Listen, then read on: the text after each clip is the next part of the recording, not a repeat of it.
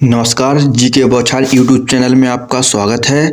अगर आप नए हैं तो हमारे चैनल जीके बौछार को सब्सक्राइब कीजिए और बेल आइकन दबाएं ताकि आपको हर टाइम अपडेट मिलती रहे। तो हम बताते हैं कि आप एक नोटिस को लेकर बहुत ही कंफ्यूज थे, तो उसको हम आपको समझाते हैं कि उस नोटिस में क्या दिया गया है। जैसा कि एक परसों नोटिस आया था, आप देख सकते हैं, आया था तो उसमें कहा था कि 19 तारीख और 20 तारीख को जिसने कल्याण विभाग का फॉर्म भरा था उसको अपने दोबारा से 3 जिलों को चूज करना है, ये बोला गया है इस नोटिस में। आप देख सकते हैं इस नोटिस को, इस नोटिस में लिखा हुआ है, हम बता सकते हैं कि क्या लिखा हुआ है, देख सकते हैं आप। 19 तारीख और 20 तारीख को अपनी सिटी आपको चेंज करना है, देख सकते हैं। तो इस नोटिस को हम समझाते हैं आपको अलग से। तो इस नोटिस का मतलब ये था कि जब फॉर्म भरे गए थे तो उसमें 2 टाइप की वैकेंसी थी। एक थी शिक्षा विभाग के अंडर में जो वैकेंसी आती है और एक आती है कल्याण विभाग के अंतर्गत। देख सकते हैं इस वैकेंसी का नाम पूरा था, आपको दिखा सकते हैं, अनुसूचित जाति एवं जन कल्याण विभाग से संबंधित वैकेंसी थी। तो ये 2 टाइप की वैकेंसी थी। तो इन 2 टाइप की वैकेंसियों के लिए आपको सिटी भरना था। तो आपने शिक्षा विभाग के लिए सिटी चूज कर ली थी, लेकिन जिसने कल्याण विभाग का फॉर्म भरा था, ध्यान रखना, सिर्फ जिसने कल्याण विभाग का फॉर्म भरा था उसको सिटी चूज करने का नहीं बोला गया था। लेकिन अभी बीपीएससी ने सुधार करते हुए बोला है कि आपको कल्याण विभाग के अंडर में जिसने फॉर्म भरा था उसको दोबारा से अपनी सिटी चूज करना है, ये इस नोटिस में लिखा हुआ है। और आपको जो सिटी चूज करना है उसके लिए 3 ऑप्शन दिए गए हैं। तो 3 ऑप्शन में से 2 ऑप्शन में आपको सिटी चूज कर लेना है और बाकी एक ऑप्शन जो आपका थर्ड वाला ऑप्शन होगा उसमें आपको देख सकते हैं सबसे नीचे दिया गया है WSCST को शामिल कर लेना है, अर्थात उसको चूज कर लेना है।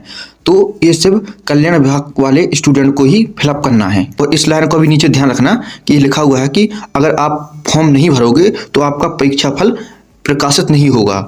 इसका बीपीएससी ने अभी करेक्शन किया है, जो हम आपको आगे बताते हैं। आप फिर भी कंफ्यूज हैं कि ये सबको भरना है या नहीं भरना है, तो आप जान लीजिए कि जिसने कल्याण विभाग का फॉर्म भरा था, चाहे 1 से 5 वाला भरा हो या 6 से 12 तक का फॉर्म भरा हो, सबको अपना सिटी चूज करना है। लेकिन सिर्फ कल्याण विभाग का जिसने फॉर्म भरा था वही चूज करेंगे। इस नोटिस को देख सकते हैं कि ये नोटिस सिर्फ कल्याण विभाग से संबंधित बोला गया है। आगे हम आपको प्रूफ भी देते हैं। ये देखिए, ये आज का पेपर है जिस पेपर में लिखा हुआ है कि कल्याण विभाग के स्कूलों में आवंटन के लिए देना होगा विकल्प। जैसा कि देख सकते हैं कि ये किससे संबंधित है, सिर्फ कल्याण विभाग के स्कूलों के लिए है। तो जिसने कल्याण विभाग का फॉर्म भरा था उसी को चूज करना है। तो आई होप आपका डाउट क्लियर हो गया होगा कि ये सबको फिलअप नहीं करना है, सिर्फ कल्याण विभाग वाले बच्चों को ही फिलअप करना है। तो वही सब इसमें दिया गया है, देख सकते हैं, जो हमने आपको ऑफिशियल नोटिस में बताया है। तो ये सब वही लिखा है जो हम आपको बता चुके हैं कि क्या क्या करना है आपको। तो आप इतना आपका स्पष्ट हो गया होगा कि ये सिर्फ कल्याण विभाग वाले बच्चों को ही फिलअप करना है। शिक्षा विभाग का जिसने फॉर्म भरा था उसको फिलअप नहीं करना है, क्योंकि उसका ऑलरेडी फॉर्म भरते टाइम फिलअप करवाया गया था, लेकिन कल्याण विभाग वालों का फिलअप नहीं करवाया गया था। अब समझ में आ गया। अब हम आपको बताते हैं कि जिसने कल्याण विभाग के अंडर में फॉर्म भरा था उसको अपनी सिटी कैसे चूज करनी है। तो आपको सबसे पहले अपना ID पासवर्ड जो दिया गया है उससे आपको डैशबोर्ड ऑन कर लेना है। जैसे ही आप डैशबोर्ड ओपन करोगे तो आप देख सकते हैं ऐसा आपका डैशबोर्ड बन के आ जाएगा। जैसे ही आप डैशबोर्ड ओपन करोगे तो देख सकते हैं कि एक साइड में लिखा होगा अपडेट डिस्ट्रिक्ट प्रायोरिटी। तो इस पर आपको क्लिक करना है, इस वाले ऑप्शन पे। देख सकते हैं ये सिर्फ कल्याण विभाग वाले स्टूडेंट को करना है। जैसे ही आप इस पर क्लिक करोगे तो एक नई विंडो खुल जाएगी। जो नई विंडो खुलेगी वो हम आपको बताते हैं।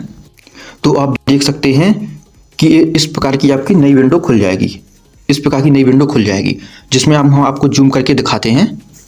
देख सकते हैं जूम करके कि इसमें 3 सिटी बोला जाएगा, 1 2 3। तो 3 सिटी में से आपको 2 सिटी चूज कर लेना है। जिसने कल्याण विभाग का फॉर्म भरा था उसको 2 सिटी चूज कर लेना है, और बाकी जो तीसरा सिटी है उसके अकॉर्डिंग आपको क्या करना है हम बताते हैं। कि नोटिस में बोला गया है कि आपको 2 सिटी अपने मन से चूज कर लेना है, और जो तीसरा सिटी है उसमें आपको एक ऑप्शन चूज करना है। जो ऑप्शन आपको बोला गया था हम दिखाते हैं क्या ऑप्शन चूज करना है। देख सकते हैं ये नीचे ऑप्शन दिया गया है, तीसरे वाले कॉलम में आपको ये वाला ऑप्शन चूज कर लेना है, WSCST। ये देख सकते हैं ये वाला ऑप्शन आपको चूज कर लेना है, देख सकते हैं। तो ये थर्ड वाला जो कॉलम होगा आपका सिटी चूज करने का, उसमें आपको WSCST चूज कर लेना है। और चूज करने के बाद आपको जैसे चूज करोगे उसके बाद आप देख सकते हैं कि साइड कॉर्नर में आपको सबमिट का ऑप्शन दिया होगा, तो आपको सिटी सबमिट कर देना है। तो आपका जो कल्याण विभाग का जिसने फॉर्म भरा था वो सिटी सबमिट कर देगा। तो इसको आपको समझ में आ गया होगा।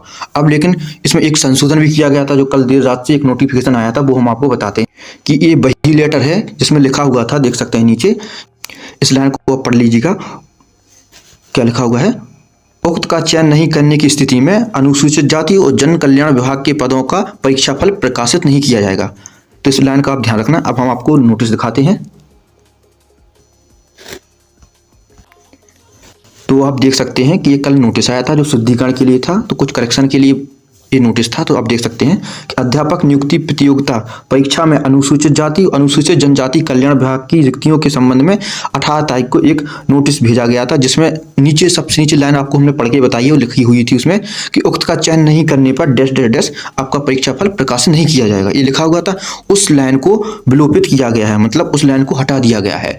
अगर किसी बच्चे ने सिटी करने में कोई गलती कर दी है या वो सिटी चूज नहीं करेगा तो उससे परीक्षा फल में कोई भी दिक्कत नहीं आएगी। जो कल्याण विभाग के बच्चे हैं, यदि उन्होंने सिटी भरने में कोई मिस्टेक कर दी है या वो सिटी किसी कारणवश नहीं भर पाए हों तो इससे कुछ भी प्रॉब्लम नहीं होगी, उनका परीक्षा फल दिया जाएगा।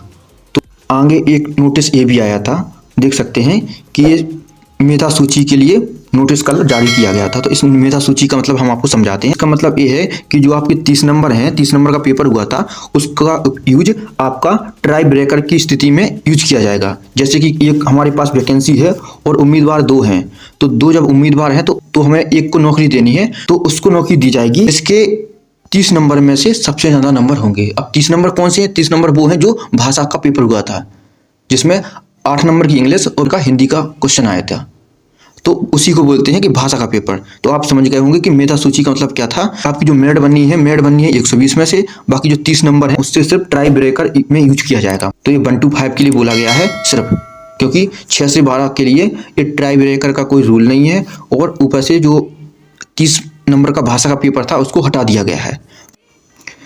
तो आप ये देख सकते हैं, ये न्यूज आई थी कल, जिसमें लिखा हुआ था कि जो DLED और BTC वाले हैं उनकी जो एग्जामिनेशन प्रोग्राम है वो जारी कर दिया गया था कल, जिसमें 2nd सेमेस्टर और नीचे आप देख सकते हैं कि 4th सेमेस्टर के लिए ये स्कीम आई है। तो आप इसको देख सकते हैं, चाहो तो आप इसका स्क्रीनशॉट ले सकते हैं, वरना हम ये ऑलरेडी आपको कल शेयर कर चुके हैं। देख सकते हैं कि 1 जनवरी से आपके पेपर स्टार्ट हो गए हैं। तो देख सकते हैं ये 2nd ईयर के पेपर हैं, 7 पेपर, और आप नीचे देख सकते हैं जो 4th सेमेस्टर के पेपर हैं उसका भी आप देख सकते हैं। 4th सेमेस्टर के जो पेपर हैं उनकी डेट कब से है? 4 जनवरी से एग्जाम स्टार्ट हैं, देख सकते हैं। तो उनके भी पेपर 8 पेपर होने हैं। कल स्टूडेंट कंफ्यूज थे कि सर ऐसा तो नहीं है ये न्यूज़ फेक हो, तो आप देख सकते हैं कि इस न्यूज़ के लिए हम प्रूफ भी देते हैं। तो आप ये देख सकते हैं कि DLED सेमेस्टर परीक्षा 1 जनवरी से होगी। तो एक पेपर की आज की न्यूज़ है, आप देख सकते हैं कि प्रयागराज से प्रकाशित हुई है, जिसमें लिखा हुआ है कि यूपी के DLED BTC के द्वितीय और चतुर्थ सेमेस्टर की परीक्षा 1 जनवरी से शुरू होगी। परीक्षा नियामक प्राधिकारी PNP ने मंगलवार को परीक्षा का कार्यक्रम जारी कर दिया है। द्वितीय सेमेस्टर की परीक्षा 1 जनवरी से और चतुर्थ सेमेस्टर की परीक्षा 4 जनवरी से होगी। यूपी के DLED BTC के विभिन्न बैच में 1.37 लाख से अधिक छात्रों का सेमेस्टर परीक्षा के लिए पंजीकृत हैं।